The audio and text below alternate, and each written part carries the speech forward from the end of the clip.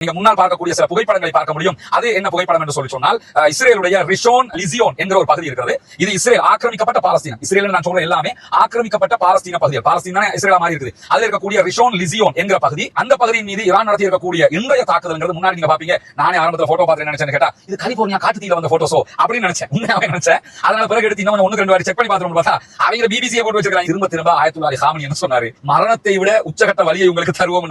என்ன கேட்டா, ஈரான் இப்படி சொல்லல கொஞ்சமாவது இஸ்ரேல் யோசிச்சிருக்காங்க. ஏன்னா அமெரிக்கா என்ன சொல்லி கொண்டு வந்ததுன்னு சொன்னா, எங்களுக்கு இந்த தாக்குதலுக்கு சம்பந்தம் இல்ல அப்படின்னாங்க. அதுக்கு பிறகு கொஞ்சம் கொஞ்சமா ஈரான் மேல நடத்தப்பட்ட தாக்குதல் அகோரமான தாக்குதல் என்று தெரிய வந்ததோட, நாங்க இங்க தான் தாக்கணும் அப்படின்னு சொல்லி சொன்னாங்க. இந்த அத்தனை ஏவுகணையும் ஈரானுடைய சொந்த தயாரிப்பு ஏவுகணைகள். ஏன்னா அந்த அளவுக்கு அவங்க நெருக்கம் இருக்குது. அதனால ரஷ்யா, சீனா எல்லாம் இந்த பக்கம் வந்திருக்கும் போது இப்பொழுது என்ன ஆகுதுன்னு சொல்லி சொன்னா, எந்த விதமான காரியத்தை செய்ய முடியாம வாங்க பேச்சுவார்த்தைகள் கூப்பிட்டாங்க. உங்களோட பேச நாங்க தயார் இல்ல, ஈரான் இனிமேல் அமெரிக்காவோடு கலந்து பேசுவதற்கு தயார் இல்லை என்கிற நிலை வந்ததோட, இந்த அணு ஆயுத தடுப்பு மையம் இருக்கிறாங்களா இல்லையா, அவங்க ஒரு அறிக்கையை வெளியிட்டிருக்காங்க. அதுல அவங்க என்ன சொல்றாங்கன்னு சொன்னா, இஸ்ரேல் செய்த தேவைக்கில்லாத ஒண்ணுக்கும் உதவாத இந்த அடாவடித்தனமான காரியத்தினால என்ன ஆயிடுச்சுன்னு சொல்லி சொன்னா, தங்களுக்கு அணு ஆயுதம் தேவைதான் என்பதற்கான காரணத்தை ஈரானியர்கள் கண்டுபிடித்து விட்டார்கள். அப்படின்னு என்ன அர்த்தம் கேட்டா,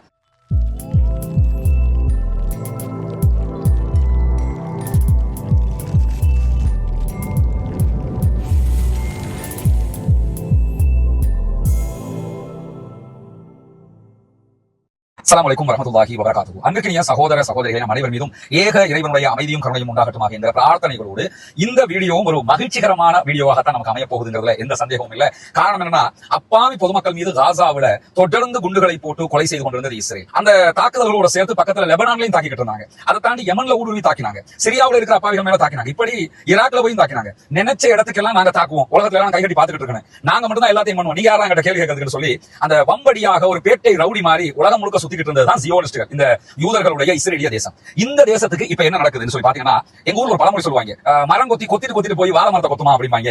ஏன்னா அதனுடைய அந்த அழகுகள் வந்து ரொம்ப நீளமாக இருக்கும். எல்லா மரத்தையும் கொத்தும் போது அது ரிட்டர்ன் எடுத்துடலாம். வாழை மரத்துல கொத்தினா மாட்டிக்கிறோம். அது மாதிரி இப்ப நிலைமை எப்படி ஆயிடுச்சுன்னு கேட்டா, தேவையில்லாம போய் அப்ப தானே வாங்கி சொல்லிக்கிட்ட மாதிரி கதையாக ஈரான் மேல தாக்குதல் நடத்தி மாட்டிக்கொண்டு முடித்துக் கொண்டிருக்கிறது இஸ்ரேலிய ஆக்கிரமிப்பு அரசாங்கம். அந்த வகையில் நீங்க பாத்தீங்கன்னா நமக்கு தெரியும், ஈரான் மேல அவங்க நடத்திய தாக்குதல் என்பது ஜீரணிக்க முடியாத கடுமையான தாக்குதல் என்கிறதுல எல்முனை அளவுக்கு மாற்று கடத்தில. ஆனா இப்ப ஈரான் கொடுத்திருக்கக்கூடிய பதிலடி தாக்குதல்ங்கிறது ஜீரணிக்க முடியாத அளவுக்கு உண்டான ஒரு பதிலடி தாக்குதல் என்றால் அது மிகையாகாது. ஒரு முறை 2 முறை கிடையாதுங்க. நான் பேசிக் கொண்டிருக்கக்கூடிய இந்த தருணம் 6th வேவ் 6வது அலை தாக்குதலை இஸ்ரேல் மீது ஈரான் நடத்தி கொண்டிருக்கிறது என்பதுதான் மிக முக்கியமான சம்பவமாக மாறி இருக்கிறது. குறிப்பாக இந்த 6வது வேவ்ல இஸ்ரேலுடைய அணு நிலையத்தை தாக்கி இருக்கிறது ஈரான் என்பது இங்கே அனைவருக்கும் திகைப்பூட்டக்கூடிய செய்தியாக மாறி இருக்கிறது. காரணம் என்ன சொன்னா, இவங்க ஈரானுடைய 2 அணு நிலையங்கள் தப்ரீஸ்ல, அதே போன்று இஸ்ஃபஹான், இந்த 2 இடத்துலயும் அணு நிலையங்கள் மேல இஸ்ரேல் தாக்குதல் நடத்தினாங்க. ஓகே, ஈரானுடைய அணு நிலையங்கள் அமெரிக்காவுடைய உளவுத்துறை, இஸ்ரேலுடைய மொசாது கண்டறிஞ்சாங்கன்னு சொல்லலாம். ஆனா இஸ்ரேல் எப்படிப்பட்டது, இஸ்ரேல்கிட்ட அணு ஆயுதம் இருக்குதுங்கிறது எல்லாருக்கும் தெரியும். ஆனா அணு ஆயுதம் இருப்பதாக டிக்ளேர் பண்ணின ஒரு நாடு கிடையாது. எங்க வச்சிருக்காங்க, எப்படி வச்சிருக்காங்க, எதுவுமே தெரியலன்னு தான் உலகம் நம்பிக்கொண்டிருந்தது. ஆனால் அந்த தகவல்களையும் தரவுகளையும் துல்லியமாக தேர்ந்தெடுத்துக் கொண்டு இன்றைக்கு இஸ்ரேலுடைய அணு நிலையத்தின் மீது சரமாரி தாக்குதல்களை நடத்தி இருக்கிறது ஈரானுடைய IRGC ராணுவ பிரிவு. இதற்கு துணையாக அல்-அக்ஸா உளவு பிரிவு இருந்திருக்கிறது. என்னன்னா, அந்த வல்லவனுக்கு வல்லவன் மையகத்திலே உண்டு என்று சொல்வார்களா இல்லையா, அது மாதிரி இஸ்ரேலுடைய மொசாத் விட்டு ஆள் இருக்கானா, அதை தாண்டி அல்-அக்ஸா படைப்பிரிவு இருக்கிறார்கள், அல்-அக்ஸா உளவு பிரிவு இருக்கிறார்கள் என்பதை இன்றைக்கு நடந்திருக்கக்கூடிய இந்த தாக்குதல் காட்டியிருக்கிறது. டெல் அவிவுக்கு அருகில இருக்கக்கூடிய இஸ்ரேலுடைய அணு நிலையத்தின் மீது சரமாரி தாக்குதல்கள் நடத்தப்பட்டிருக்கிறது என்று இஸ்ரேலுடைய வைநெட், எடியோத், அஹ்ரனோத், அதே போன்ற சேனல் 20, சேனல் 40 போன்ற பல செய்தி நிறுவனங்கள் இதை ஒளிபரப்பு செய்து கொண்டிருக்கிறது. குறிப்பாக ஹேரட்ஸும் இந்த செய்திகளை கொண்டு வந்திருக்கிறார், வாலா நியூஸ் ஏஜென்சியும் கொண்டு வந்திருக்காங்க. ஆனா நமக்கு தெரியும், நேற்று என்ன பண்ணிட்டாங்க கேட்டா, நேற்று மிட்நைட்லயே ஒரு அறிவித்தல் எடுத்துட்டாங்க. இஸ்ரேலுக்குள்ள இருந்து இஸ்ரேலுக்கு ஈரான் நடத்துகிற தாக்குதல்கள் வரக்கூடிய பாதிப்புகளை யாராவது வெளியே சொன்னால், அது பற்றிய செய்திகளை சொன்னால் தேச துரோக குற்றம் என்று சொல்லியிருக்கிறார்கள். ஏற்கனவே ஹேரட்ஸ் பத்திரிகை மீது தடை விதிக்கவும் பட்டிருக்கிறது. அதை தாண்டி செய்தியெல்லாம் வந்துகிட்டு இருக்குது. இவங்க ஈரானுக்குள்ள என்ன நடக்குது, ஈரானை அழித்து விட்டோம், நொறுக்கி விட்டோம் என்று சொல்லி எல்லா ஊடகங்களும் செய்தி போட்டாங்க. இப்ப போடுவாப்பம் செய்தியை, இஸ்ரேலுடைய அணு நிலையம் தாக்கப்பட்டிருக்குது போடுவாங்களா? ஒரு சில இஸ்ரேலுடைய ஊடகங்களை போடுறாங்க, CNN போடுவானா, BBC போடுவானா, போடாத நிலையை நம்ம பார்க்கிறோம். இப்படி அவருடைய அணு நிலையத்தை வச்சு செஞ்சிருக்காங்க சற்று நேரத்துக்கு முன்பதாக. அதை தாண்டி இன்னொரு தாக்குதல் அசர்பைஜான் மாகாணத்துல ஈரானுடைய பகுதிகளுக்குள்ள என்ன பண்ணாங்கன்னு சொன்னா, இஸ்ரேல் உளவு பார்க்கக்கூடிய அவருடைய ட்ரோன் அனுப்பினாங்க. அந்த காசாவுக்குள்ள அனுப்புவாங்க. காசாவுக்குள்ள அனுப்பி எங்க இருக்குன்னு பார்ப்பாங்க, பார்க்க முடியாது. ஏன்னா அவங்க அத்தனை பேருமே பங்கருக்குள்ள இருப்பாங்க. அப்படி இருக்கிற இடத்துல ஈரானுக்குள்ள அனுப்பினாங்க. ஈரானுக்குள்ள நேற்று தாக்குதல் நடத்தினாங்கிறதுக்காக இன்னைக்கு அனுப்பினா விட்டு வைப்பாங்களா? இன்றைக்கு அவர்கள் அனுப்பி அத்தனை உளவு விமானங்களையும், ஆள் இல்லாத உளவு பார்க்கக்கூடிய ட்ரோன்கள் அத்தனையுமே அடித்து நொறுக்கி இருக்கிறது ஈரான் என்கிற செய்திகளை இன்றைக்கு ஈரானுடைய இர்னாவாக இருக்கலாம், அல்லது ஈரானுடைய மற்ற மெஹர் நியூஸ் ஏஜென்சியாக இருக்கலாம், எல்லாமே போட்டுருக்காங்க. அல் ஜசீரா போட்டுருக்காங்க. அதை தாண்டி இஸ்ரேலுடைய ஊடகங்களும் அந்த செய்திகளை போட்டுக்கிறத நம்ம பார்க்க முடியும். இதோட சேர்த்து ஈரானுக்கு ஆதரவாக, காசாவுக்கு ஆதரவாக மிக தெளிவாக செயல்பட்டு வரக்கூடிய ஹூதிகள், அன்சாருல்லா படைப்பிரிவும் சற்று நேரத்துக்கு முன்பதாக இஸ்ரேல் மேல சரமாரி ட்ரோன் அட்டாக் பண்ணியிருக்காங்க. இவ்வளவு நாளா கொஞ்சம் பொறுத்து போனா நீ ஓவராட்டம் போறங்கிற மாதிரி இன்றைக்கு யமன்ல இருந்தும் ட்ரோன் தாக்குதல்கள் நடத்தப்படுகிறது. அந்த தகவல்கள் வெளிவந்து கொண்டிருக்கக்கூடிய நேரத்தில் நீங்க முன்னால் பார்க்கக்கூடிய சில புகைப்படங்களை பார்க்க முடியும். முடியும். அது என்ன புகைப்படம் என்று சொல்லி சொன்னால், இஸ்ரேலுடைய ரிஷோன் லிசியோன் என்கிற ஒரு பகுதி இருக்கிறது. இது இஸ்ரேல் ஆக்கிரமிக்கப்பட்ட பாலஸ்தீனம். இஸ்ரேல் நான் சொல்ற எல்லாமே ஆக்கிரமிக்கப்பட்ட பாலஸ்தீன பகுதிகள். பாலஸ்தீனா இஸ்ரேல் மாதிரி இருக்குது. அதில் இருக்கக்கூடிய ரிஷோன் லிசியோன் என்கிற பகுதி, இந்த பகுதி 1881 பிறகு ஒட்டோமான் கலிஃபேட், உஸ்மானிய கலிஃபேட் வீழ்ந்ததற்கு பிறகு பாலஸ்தீனத்தினுடைய பகுதியாக இருந்து இஸ்ரேல் கைப்பற்றிக் கொண்ட பகுதி. அந்த பகுதியை தான் என்ன பண்றாங்க கேட்டா இப்ப ரிஷோன் லிசியோன் சொல்லி மாற்றி வச்சிருக்காங்க. இந்த பகுதிகளில் கிட்டத்தட்ட 2,60,000 மக்கள் வாழக்கூடிய ஒரு பகுதி, ஒரு நகரம். அது 2,60,000 பேர்னா கொஞ்சம் கிடையாது. எவ்வளவு பேர் வாழ்றாங்கன்னு பாருங்க. அவ்வளவு பெரிய ஒரு பிரம்மாண்டமான பகுதி. அந்த பகுதியின் மீது ஈரான் நடத்தி இருக்கக்கூடிய இன்றைய தாக்குதல்ங்கிறது முன்னாடி நீங்க பாப்பீங்க. நானே ஆரம்பத்தில் போட்டோ பார்த்து நினைச்சேன்னு கேட்டா இது கலிபோர்னியா காட்டுத்தீல வந்த போட்டோஸோ அப்படின்னு நினைச்சேன். உண்மையாவே நினைச்சேன். அதனால பிறகு எடுத்து இன்னும் 1-2 வாட்டி செக் பண்ணி பார்த்துருவோம். அவங்க பிபிசியை போட்டு வச்சிருக்காங்க. இது ரிஷோன் லிசியோன்ல ஈரானுடைய தாக்குதல் அழிந்த பகுதிகள் என்று சொல்லி இஸ்ரேலுடைய ஊடகங்களை அதனுடைய ட்ரோன் ஷாட், அது ஏரோ ஃபுட்டேஜ் தான் வெளியிட்டிருக்காங்க. எனக்கு முன்னாடி பார்க்க முடியும் எப்படி அழிஞ்சிருக்குன்னு பாருங்க. அடிச்சு துவைச்சிட்டு இருக்காங்க. திரும்ப ஆயத்துல்லாஹி ஹாமனி என்ன சொன்னாரு, மரணத்தை விட உச்சகட்ட வலியை உங்களுக்கு தருவோம். என்ன கேட்டா ஈரான் இப்படி சொல்லக்கல கொஞ்சமாவது இஸ்ரேல் யோசிச்சிருக்காங்க. ஏன்னா ஈரான் காரங்களும் டொனால்ட் ட்ரம்பும் கிட்டத்தட்ட ஒண்ணு மாதிரி தான் இருப்பாங்க. ஏன்னா டொனால்ட் ட்ரம்ப் வந்து எதை செய்யறோங்கிறத யோசிக்காம செஞ்சுட்டு பிறகு அதை பத்தி எல்லாம் பாப்பாப்ல. அதை தாண்டி இன்னொரு உலகத்தில் யாராவது இருக்காங்கன்னு சொல்லி சொன்னா 2 பேர் இருக்காங்க. ஒன்னு ஈரான் காரங்க, இன்னொரு வடகொரியாக்காரங்க.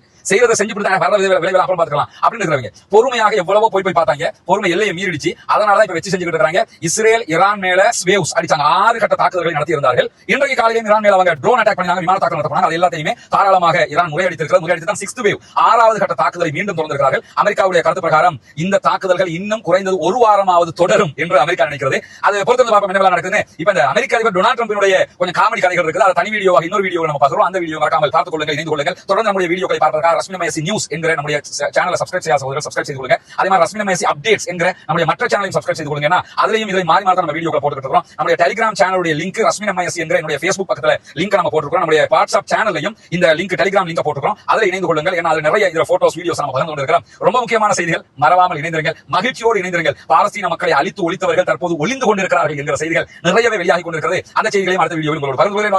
அல்ஹம்துலில்லாஹி ரப்பில் ஆலமீன். அன்பிற்கினிய சகோதர சகோதரிகளை நம் அனைவர் மீதும் ஏக இறைவனுடைய அமைதியும் கருணையும் உண்டாகட்டுமாக என்கிற பிரார்த்தனைகளோடு இன்னொரு முக்கியமான செய்தியை இந்த நம்ம பகிர்ந்து கொள்ள வந்திருக்கிறோம். இதுக்கு முன்னாடி ஒரு வீடியோ இன்றைக்கு வெளியிட்டிருக்கிறோம். பார்க்காத சகோதரர்களை பார்த்துக்கங்க. இன்றைக்கு இஸ்ரேலுடைய அணுசக்தி நிலையத்தின் மீது ஈரான் தாக்குதல்களை நடத்தியிருக்கிறது. அதே போன்று இஸ்ரேலுடைய ரிஷோன் லிசியோன் என்கிற மிக முக்கியமான 2,60,000 பேர் வாழக்கூடிய ஒரு பகுதியை நோக்கியும் கடுமையான தாக்குதல்களை ஈரான் நடத்தியிருக்கிறது. அந்த செய்திகளை தனியாக நம்ம போட்டுக்கிறோம். பார்க்காத சகோதரர்கள் அதை பார்த்துக்கொள்கிறோம். அதே நேரத்தில் இந்த வீடியோவில் நம்ம பார்க்கிற பகுதி என்னன்னு சொன்னா, நமக்கெல்லாம் தெரியும் ஈரானுடைய அணு உற்பத்தி யுரேனியம் செறிவூட்டல் சம்பந்தமான ஒரு பேச்சுவார்த்தை தொடர்ந்து 5 கட்டங்களாக எனவே ஓமானுடைய நடுநிலையோடு, ஓமான் தான் அதை மத்தியஸ்தம் பண்ணி கொண்டிருந்தாங்க, அவர்களுடைய தலைமையில் அமெரிக்காவுக்கும் ஈரானுக்கும் இடையே பேச்சுவார்த்தைகள் நடைபெற்று வந்த நிலையில அந்த பேச்சுவார்த்தைகள் நாளைய தினம் ஞாயிற்றுக்கிழமை நடைபெற இருந்தது. அடுத்த கட்ட பேச்சுவார்த்தைகள் ஓமான். அதற்கிடையில தான் இந்த தாக்குதல்களை இஸ்ரேல் நடத்தியிருக்கிற காரணத்தினால தற்போது அதனுடைய நிலை என்ன என்கிற கேள்விகள் எழுந்திருக்கிறது. இந்த இஸ்ரேலுடைய தாக்குதல் நீங்க எடுத்துக்கிட்டீங்கன்னா ஆரம்பத்தில் என்ன சொன்னாங்க சொன்னா, தாக்குதல் நடத்தப்பட்டதோட அமெரிக்கா என்ன சொல்லி கொண்டு வந்ததுன்னு சொன்னா, எங்களுக்கு இந்த தாக்குதலுக்கு சம்பந்தம் இல்லை அப்படின்னாங்க. அதுக்கு பிறகு கொஞ்சம் கொஞ்சமா ஈரான் மேல நடத்தப்பட்ட தாக்குதல் ஒரு அகோரமான தாக்குதல் என்று தெரிய வந்ததோட நாங்க இங்க தான் தாக்கினோம் அப்படின்னு சொல்லி சொன்னாங்க. இப்படி ஆரம்பத்தில் இல்லை என்றதும் பிறகு நாங்கள் சேர்ந்துதான் செய்தோம் என்று சொன்னதை நம்ம பார்த்தோம். அதே மாதிரி என்ன பண்ணாங்க சொன்னா, ஈரான் பதிலடி தாக்குதல்களை நடத்த ஆரம்பிக்கும் போது இதெல்லாம் ஒண்ணா அப்படின்னு இருந்தாங்க. ஈரானுடைய பதிலடி வந்து சர்வமாரியா விழுந்ததோட இப்ப என்ன பண்ணிட்டு இருக்காங்க, அமெரிக்காவுடைய விட்காஃபாக இருக்கலாம், யாராக இருக்கலாம், என்ன சொல்றாங்கன்னு சொன்னா, கொஞ்சம் இந்த மாதிரி ஒரு காரியத்துல இஸ்ரேல் ஈடுபடாமல் இருந்திருக்கலாம், ஈரான் உடனடியாக பேச்சுவார்த்தைக்கு வரணும், இல்லன்னு சொல்லி சொன்னா ஈரான் பெரிய விளைவுகளை எல்லாம் சந்திக்கும் என்றெல்லாம் சொல்றாங்க. நேற்றைய தினம் டொனால்ட் ட்ரம்ப் என்ன சொன்னார்னா, பாரசீக பெருதேசம் என்று சொல்லி, பாரசீகம் என்று சொல்லி அந்த பேரை சொல்லியே தன்னை பெருமைப்படுத்துவதை ஈரான் தவிர்த்து கொள்ள வேண்டும், அவ்வளவு அடி உங்களுக்கு விழுந்துருச்சு எல்லாம் சொன்னாரு. இன்னைக்கு அதை சொல்லுவேன் இங்க லெவல்ல இன்னைக்கு என்ன பண்ணிருக்காங்க கேட்டா, ஈரான் காரங்க வச்சு செஞ்சுட்டு இருக்காங்க பார்க்க முடியுது. அந்த அடிப்படையில இன்னைக்கு காலையில் என்ன பண்ணாங்கன்னு கேட்டா, அமெரிக்காவுடைய அதிபரை களமிறங்கி நீங்க அடுத்த கட்ட பேச்சுவார்த்தைக்கு வரணும் அப்படின்னு சொல்லி இருந்தாரு. அணு சம்பந்தப்பட்ட பேச்சுவார்த்தைக்கு வரணும், இல்லன்னு சொல்லி சொன்னா அது வேற விளைவுகளை உண்டாக்கும் என்று சொன்னதுக்கு இன்றைக்கு ஈரான் அமெரிக்காவுக்கு சொல்லிருக்கிற பதில் என்ன சொன்னா, உங்களோட பேச்சுவார்த்தை நடத்துவது யூஸ்லெஸ், அது ஒரு ஒண்ணுக்கு உதவாத காரியம், நாங்க பேச்சுவார்த்தைகள் வரல, உங்க வேலையை நீங்க பாத்துக்கங்க. காரணம் என்னன்னா, இன்றைக்கு சீனா மிக தெளிவான ஒரு அறிக்கை வெளியிட்டு விட்டார்கள். இஸ்ரேல் தன்னுடைய அனைத்து ரெட் லைனையும் தாண்டிச்சு ஈரான் மேல தாக்குதல் நடத்தி உங்களுடைய ரெட் லைனை தாண்டிட்டு இருக்கீங்கன்னு சொல்லி கடுமையான ஒரு வார்னிங் கொடுத்திருக்காங்க. அதே நேரத்தில் நேற்றைய தினமே ரஷ்யா வந்து நாங்க எப்பொழுதும் ஈரானோடு இருக்கிறோம் என்கிற தகவல்களை சொல்லியிருக்காங்க. கடைசியாக ஒரு 3 நாட்களுக்கு முன்பதாக உக்ரைன்ல நடைபெற்ற ரஷ்யாவுடைய படுபயங்கரமான தாக்குதல், உக்ரைன் தலைநகர் கியூவுக்கு பக்கத்து நகரத்தில் நடத்தப்பட்ட தாக்குதல், அதுல கிட்டத்தட்ட 197 கிட்டத்தட்ட 200 நிகரான ஏவுகணை தாக்குதல்களை ரஷ்யா நடத்தியிருந்தது. இந்த அத்தனை ஏவுகணையும் ஈரானுடைய சொந்த தயாரிப்பு ஏவுகணைகள். ஏன்னா அந்த அளவுக்கு அவங்க நெருக்கம் இருக்குது. அதனால ரஷ்யா சீனா எல்லாம் இந்த பக்கம் வந்திருக்கும் போது இப்பொழுது என்ன ஆகுதுன்னு சொல்லி சொன்னா, எந்த விதமான காரியத்தை செய்ய முடியாம வாங்க பேச்சுவார்த்தைக்கு கூப்பிட்டாங்க, உங்களோட பேச நாங்க தயாரில்லை, எந்த விதமான யூஸ் கிடையாது உங்களோட பேசுறதுல, நீங்க செய்யறதை செய்யுங்க, நாங்க செய்யறதை நாங்க பாத்துக்கிறோம் என்று சொல்லி மிக தெளிவாக அறிவித்து விட்டது ஈரான் என்கிற செய்திகள் இன்றைக்கு வெளியாக இருக்கிறது. எனவே ஈரான் இனிமேல் அமெரிக்காவோடு கலந்து பேசுவதற்கு தயார் இல்லை என்கிற நிலை வந்ததோட இந்த அணு ஆயுத தடுப்பு மையம் இருக்கிறாங்களா இல்லையா, அவங்க ஒரு அறிக்கையை வெளியிட்டிருக்காங்க. அது அவங்க என்ன சொல்றாங்கன்னு சொன்னா, இந்த அறிவிப்பை பொறுத்தவரை இஸ்ரேல் செய்த தேவைக்கு இல்லாத ஒண்ணுக்கு உதவாத இந்த அடாவடித்தனமான காரியத்தினால என்ன ஆயிடுச்சுன்னு சொல்லி சொன்னா, தங்களுக்கு அணு ஆயுதம் தேவைதான் என்பதற்கான காரணத்தை ஈரானியர்கள் கண்டுபிடித்து விட்டார்கள். அப்படின்னு என்ன கேட்டா, ஆமா எங்களுக்கு அணு ஆயுதம் வேணும், ஏன் வேணும், எங்களை எப்ப இஸ்ரேல் தாக்குவான்னு தெரியாது, அதனால எங்களுக்கு அணு ஆயுதம் வேணும் என்று அவர்கள் காரணம் சொல்வதற்கான வாய்ப்பு கிடைத்து விட்டது. இனி யாரும் அதை தவிர்க்க முடியாது. அப்படிதான் வடகொரியா அணு ஆயுதத்தை எடுத்துக்கிட்டான், அதே மாதிரி மற்றவங்க எடுத்துக்கிட்டாங்க, ஏன்னா எங்களை அமெரிக்கா தாக்கிடும், அதனால எங்களுக்கு வேணும். அப்படி மாதிரி இப்ப ஈரான் என்ன சொல்லுவாங்கன்னா, இஸ்ரேல் தாக்கினதையே சாக்கு போக்காக வைத்துக் கொண்டு எங்களுக்கு அணு ஆயுதம் வேணும் இல்லன்னு சொல்லி சொன்னா எங்களுக்கு அவங்க தாக்குதல் நடத்துவாங்க, எனவே எங்களை நாங்க சேவ் பண்ணிக்கிறோம்னு சொல்லி அதற்கான ஒரு வழிமுறையை அவர்கள் கண்டுபிடித்து விட்டார்கள். இது நம்ம செஞ்ச முட்டாள்தனம் என்று சொல்லியிருப்பது மட்டுமல்லாம இஸ்ரேலுக்கான அமெரிக்காவுடைய தூதர் மைக் ஹக்கபி இருக்கிறார், ரொம்ப வாழ்பிடிப்பாப்ல இஸ்ரேலுக்கு.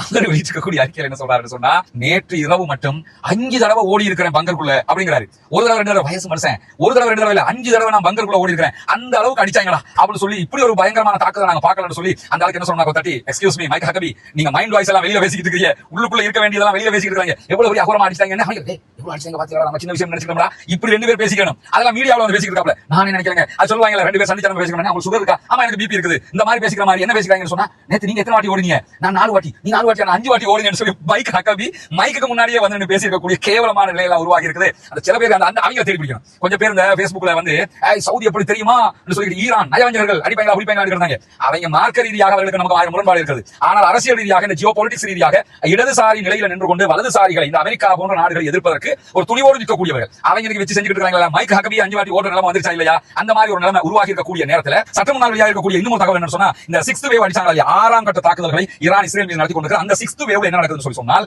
அந்த தாக்குதல்கள்ல இஸ்ரேலுடைய நிறைய கட்டிடங்களுக்குள்ள பொதுமக்கள் சிக்கிக் கொண்டிருக்கிறார்கள், அவங்க அடிச்சதுல உள்ள மாட்டிக்கிட்டு இருக்காங்க, எனவே அவங்க மீட்க முடியாம தடுமாறுகிறோம் என்று சொல்லி இஸ்ரேலுடைய மீட்பு படையை சற்று முன்னால் அறிவித்திருக்கிறார்கள். இல்ல என்னன்னா, பொதுமக்கள் யாரும் கொல்லப்படக்கூடாது, எந்த பொதுமக்களும் எந்த ஒரு யுத்தத்தினாலையும் கொல்லப்பட்டுவிடக் கூடாது என்பதில் நம்ம மிக மிக கவனமாக இருக்கிறோம், அது எந்த மாற்றமும் கிடையாது. ஆனால் ஈரானுடைய பொதுமக்கள் செத்து போகிற போது மகிழ்ச்சி அடைகிறவர்கள், இஸ்ரேலுடைய பொதுமக்கள் செத்து போகிற போது மட்டும் கவலை அடைகிறார்கள் என்கிற நிலை வந்து இரட்டை நிலைப்பாடாக மாறிவிடும். ஈரானிலையும் பொதுமக்கள் கொல்லப்படக்கூடாது, இஸ்ரேலையும் பொதுமக்கள் கொல்லப்படக்கூடாது. இவ்வளவு காலமாக 77,000க்கும் மேற்பட்ட காசா அப்பாவிகள் கொல்லப்பட்டிருக்கிறார்கள். 77,000 பேர் காசாவில் கொல்லப்பட்ட பரவாயில்லை, ஆனா இஸ்ரேலுக்குள்ள ஒருத்தன் செத்துக்கூடாதுன்னு சொல்லி ஒரு நிலை எடுக்கிறது எவ்வளவு பெரிய ஒரு மிருகத்தனமான நிலை. அப்ப அந்த நிலையை நம்ம இன்னைக்கு பார்க்கிறோம். எனவேதான் ஈரான் என்ன பண்றான்னு சொல்லி சொன்னா, ராணுவ நிலைகளை இலக்கு வச்சு தான் தாக்குறாங்க. அதுல சிலது தவறி போய் என்ன பண்ணலாம்னு சொன்னா, பொதுமக்கள் இருக்கக்கூடிய இடங்களையும் விழுந்து அது தவிர்க்கப்பட வேண்டும். முடிஞ்ச வரைக்கும் அதை தவிர்த்துட்டாங்கன்னு சொல்லி சொன்னா அதுவும் ரொம்ப நல்லதாக அமைந்துவிடும். யுத்தம் என்பது பொதுமக்கள் பாதிக்கப்படாத ராணுவத்துடனானதாக இருக்க வேண்டும். ஆனா இஸ்ரேல் நடத்தியது பொதுமக்கள் மீதான தாக்குதல்கள். ஈரானை பொறுத்தவரை முடிஞ்ச வரைக்கும் என்ன பண்றாங்கன்னு சொன்னா, அவருடைய ராணுவ நிலைகளை இலக்கு வைத்து தான் தாக்குதல்களை நடத்தி கொண்டிருக்கிறார்கள் என்ற நிலையில சட்ட நேரத்துக்கு முன்னதாக ஈரானுடைய மெஹ்ராபாத் விமான நிலையத்தின் மீது இஸ்ரேலுடைய 6th வேவ் மெஹ்ராபாத் விமான நிலையத்தின் மேல அடிச்சிருந்தாங்க.